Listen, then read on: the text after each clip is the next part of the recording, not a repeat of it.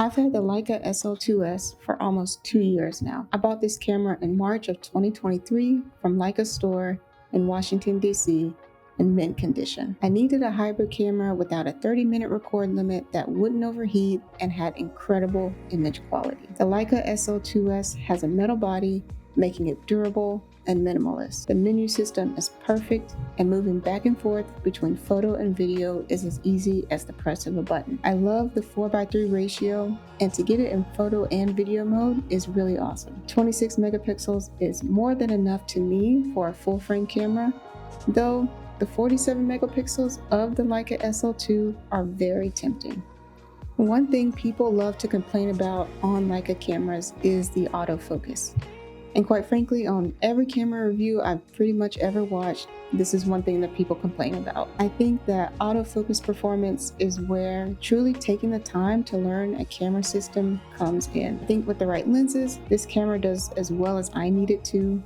I don't need it to pick the frame for me or pick the story for me. It does exactly what I need it to do in both photo and video. When I first got the camera, I was adapting my Canon lenses to it, and that was absolutely not the right move. No matter what autofocus settings I used, the lenses just didn't communicate well with the camera. When I switched to native L-mount Sigma lenses, it was a night and day difference in autofocus performance for both photo and video usage. If you're using something with an f-stop of 1.8 or wider, then expect autofocus to not be as reliable as a general rule of thumb. The depth of field is simply just too shallow and it's gonna hunt a little bit. In video, the Leica SL2-S does 4K at up to 60 frames per second. It has a log profile, and without the log profile, it's pretty contrasty and saturated. Sometimes people like that look, and if I'm doing a quick delivery, that look is fine.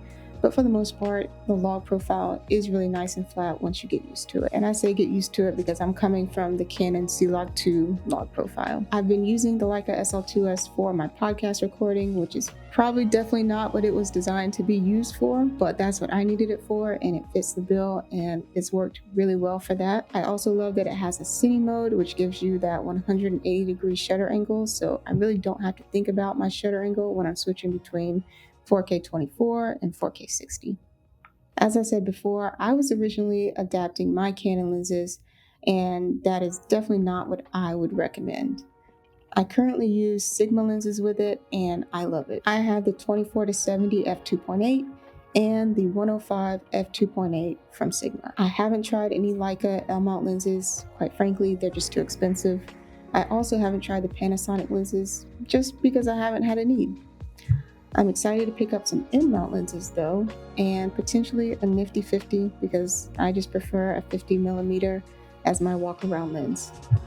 I've used this camera on editorial shoots for NPR, obviously recording my podcast, and for a few personal projects. It holds up really well. I love the quality I get from it. Once you customize the buttons, it just works, and it is a workhorse. Because of the metal body, it doesn't overheat, unlike my Fuji X-T4, which is a really, really nice thing when you're out and about in the summer heat. The electronic shutter also works really well for documentary style stuff where I want to be relatively unnoticed and like a fly on the wall. It's not all sunshine and rainbows with this camera. There are a few areas of improvement that I would love to see, notably 2 things. It's very heavy and the screen doesn't move. I think those are 2 things that they've tried to address in the Leica SL3 with different degrees of success. In a new iteration of this, I would love to see the Leica SL3-S have a screen that's more like the Sony A9 III and the Sony A7R V.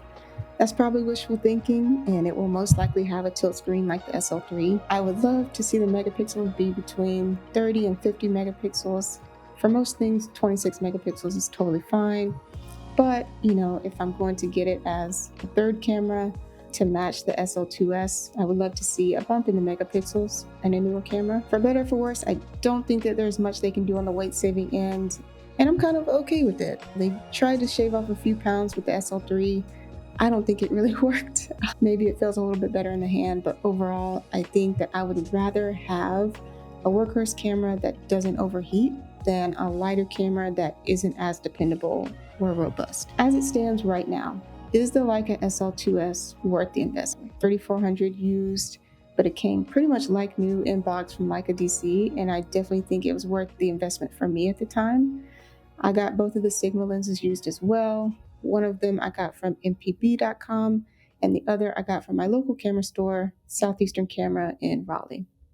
When you're comparing this camera to other full frame mirrorless cameras, especially for the price brand new, it's a hard sell. And I would probably recommend trying to find it used in general. If you're a professional photographer, I think this should definitely be in contention. If you're a filmmaker only, I think there are some other cinema cameras that would likely be a better fit, especially if you want multi-channel audio and a movable screen. If you're a hybrid photographer and filmmaker, I think the only thing holding it back is the screen not moving if you want to be able to move between photo and video seamlessly on the go. I don't currently plan on getting the Leica SL3. I think I'm gonna wait and see what the Leica SL3-S comes out to be before making a decision on upgrading. But right now, I'm perfectly happy keeping this camera for years to come, just as Leica intended. So that was going to be the end of the video, but of course, I waited too long and the Leica SL3-S was announced. I did take a minute to watch a couple of videos on that, and it's interesting that that is the path that they chose, to keep it at 24 megapixels. For $5,300 feels a little strange. I feel like they could have at least gone up to between 30 and 35 megapixels on the photo side. I feel like that would have been just enough of a bump up to make it justifiable.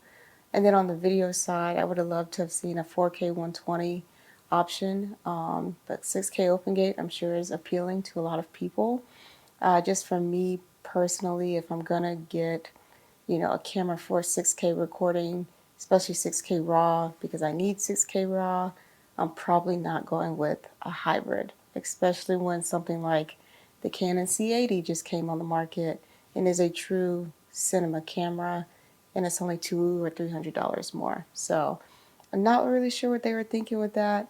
The screen moving, it's a plus, but I just don't see it as being enough to upgrade right now. I think this is an incredible camera. It's just a very hard camera to recommend unless you absolutely know that you are going to be using it in very high level editorial photography situations and getting B-roll and just needing the ease of having a lot of the cinema features that the Leica SL2-S does have. Thank you so much for watching this video. Let me know if you're considering the Leica SL2-S or anything in the Leica SL line. We'd love to hear your thoughts on why and what you're using it for. And yeah, just really appreciate you guys being here. I'll see you guys in the next video.